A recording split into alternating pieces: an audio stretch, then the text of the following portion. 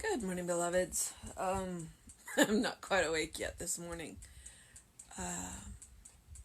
I got up early yesterday for the food market, which is why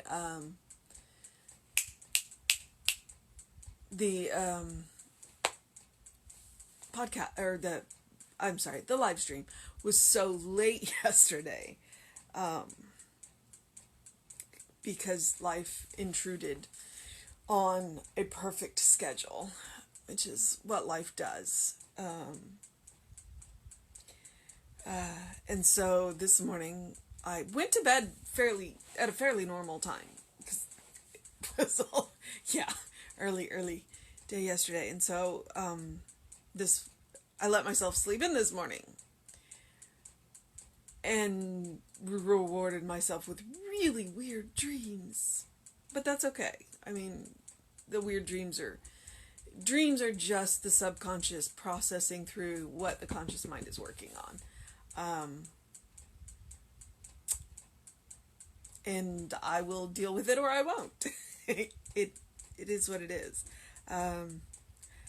I decided yesterday that I just couldn't bear to have the TV on. There was just nothing that I wanted to watch. And I certainly didn't want to watch the news. I am very aware of what's going on in the world right now, or at least in the United States. And the last thing I wanted to do was listen to a bunch of talking heads talk about it. Instead, what I chose to do was do what ministers are supposed to do, is I did pray or treat about it, whichever word you want to use. And I also listened to people on Facebook talk about it. I clicked on the links that people posted, or in a couple of cases, I clicked on people who I know and trust. I listened to them. Sharon had posted a link that Brene Brown had done 3 years ago with Charlottesville. And it was a 30-minute talk, and it was really interesting. And I walked away from that with knowing more about the power of shame and how it is not a power that is worth using. How when we approach a situation, if we approach and say, hey, you're really important to me, but this is why I don't feel the same way you do, rather than just attacking them and trying to shame them, it might be a more, the word is escaping me right now, but there might be a conversation there rather than immediately putting the person on defensive. Yeah.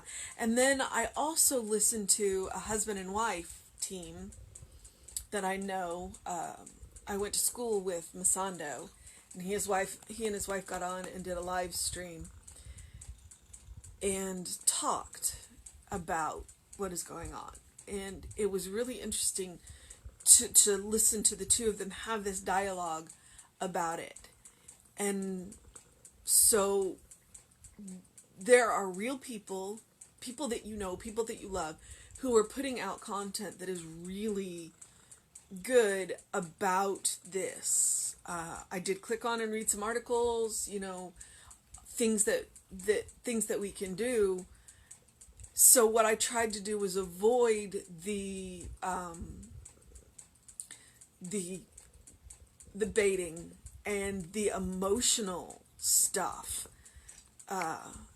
Rather the stuff that's designed to stir up emotions negatively. I read a lot of the emotional stuff, but I read the stuff that was designed to say, hear me, see me, know me. That's the kind of stuff that I read, and not the stuff that was designed to create division and hate. I was very careful about that. And I have a cousin that I've met her once. she was a small child, she would remember me. And I saw her artwork and went, wow, she's in school, and her artwork was really amazing. So there's a lot of content out there. So if you're looking for, I'm not going to say answers, but if you're looking for information, there's a lot of really good stuff out there. But please use sources that you know and sources that you trust and people that you trust. Because there's a lot of garbage out there right now too. And if we are going to stand together and make change, then we need to use sources and resources that are beneficial and stay away from the people who are literally just trying to stir the pot, because there's a whole lot of that going on too. All right, and now that I have said that, I am going to get on with the last day of the month of joy. June is creativity, so tomorrow we will talk about that, and we will, but let's see what he has to say for the last day of the month.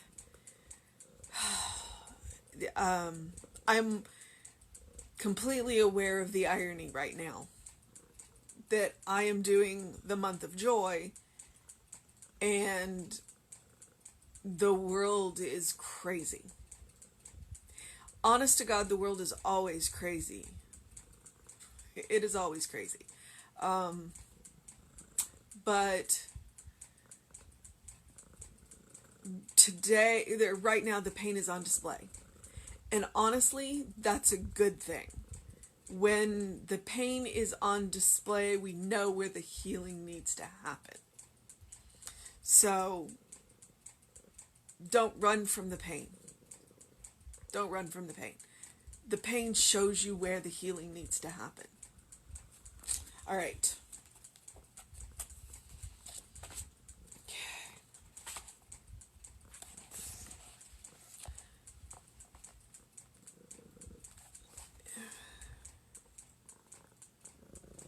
May 31st, we are going to end with Psalm 91:2. I will say of the Lord, He is my refuge and my fortress, my God. In Him will I trust. At the center of my being is peace. That peace that is felt in the coolness of the early evening, after workers have turned from their labor and the first star shines in the soft light of the translucent sky. There is a freshness, a vitality, a power underlying this peace. It broods over the earth quietly, tenderly, as a mother watches over her sleeping baby. In this peace that holds me so gently, I feel strength and a protection from all fear, all anxieties. It is the peace of God. And underneath it all, I feel the love of the presence, the Holy Presence. As I become more conscious of this, I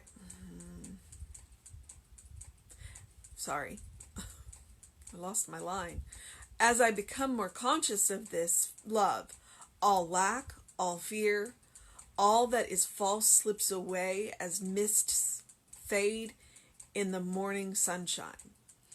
I am one with deep, abiding peace. I know that all is well.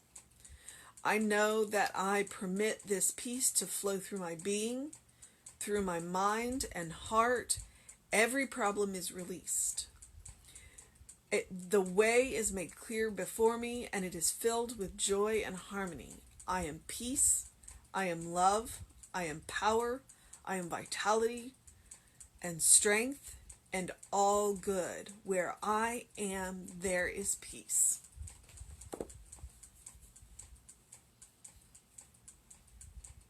So the last line of that is, where I am, there is peace. And I'm going to tell you that every minister sees their job differently. We all have a job. And probably if you surveyed 100 ministers, they would all come away with a different idea of what their job is. And I would tell you that my job is where I am, there's peace. I strive to be an oasis of calm when the world is going crazy around me. Do I always succeed? Oh God, no. Oh God, no. I'm absolutely human, and I lose my stuff all the time. But when other people are in distress, then I try. Come on, Gabby. That was Gabby, by the way. I'm sorry. I try to be calm. There is definitely a time and place to get angry and do all of that. But I try to remain calm, to keep the peace around me so that other people can remain in their peace and that we can get the work done. Anger is a powerful tool when it is used the right way. And peace is a powerful tool when it's used the right way. So that is what I believe my job as a minister is to keep that peace so people have a safe place to come. So at the center of my being is peace. That peace that is felt in the coolness of the early evening. Obviously, he did not live in Texas. The peace of the early evening. After workers have turned from their labor and the first star shines in the soft light of a translucent sky. He is building you a picture of what he believes peace feels like to him. Let me show you what my peace is, and let me invite you into my peace. There is a freshness, a vitality, a power underlying this peace. It broods over the earth quietly and tenderly as a mother watches over her sleeping baby.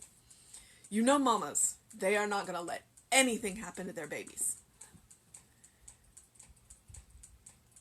This is what his idea of peace is. Peace in which everybody is safe, but peace is a power that watches over us. In this peace that holds me so gently, I feel strength and a protection from all fear and anxiety. It is the peace of God when we look in one another's eyes and recognize God looking back at us. Anything is possible. And underneath it, I feel the love of the Holy Presence.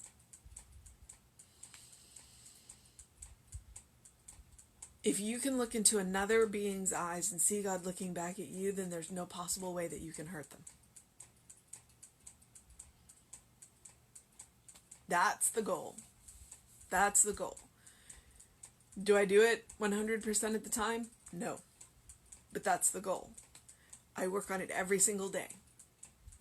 And I fail. Pretty much every single day. But as I succeed more than I fail, then I make the world around me a better place. And if I can look into somebody's eyes and see God looking back at me, then I can hold the space for them so that the next person that they see, they can look in the eyes and see God looking back at them. Does it require a conversation? No. But does it open up the possibility of a conversation? Yes. As I become more conscious of this love, and that has been what he has said the entire time, as I become more conscious of this love. Because we spend so much of our time unconsciously reacting. When we become more conscious, then we respond instead of react. And when we respond, we choose our actions. And when we choose our actions, we have a better choice of getting the results we want. So as I become more conscious of this love, all lack, all fear, all of that is false slips away as the mist fades in the morning sunshine. I am one with deep, abiding peace. I know that all is well. Kind of want to tattoo that on my forehead today. I know that as I permit this peace to flow through my being, again, I am giving permission for this peace to flow through me. Through my mind and heart, every problem is released.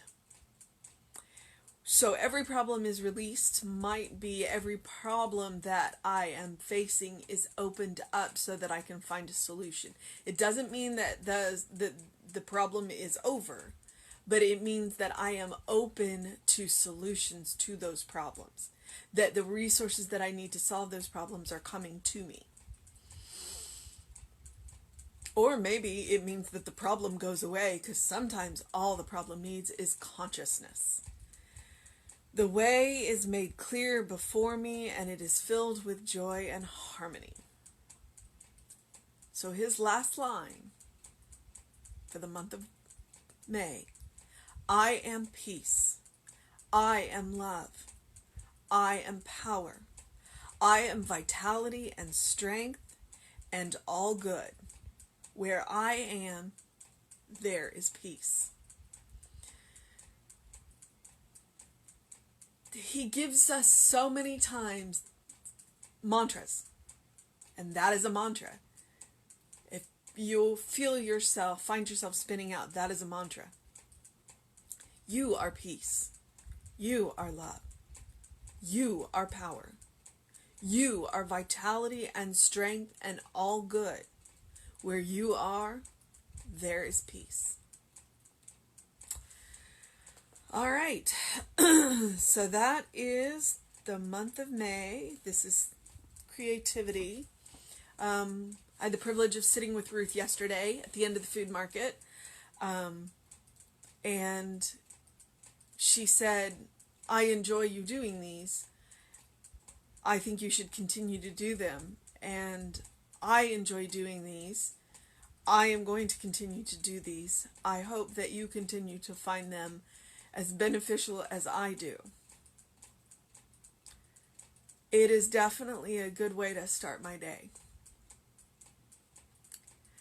All right, we will be doing the live stream at 11 right here on Facebook, and we have Mary Radspinner as our musician today.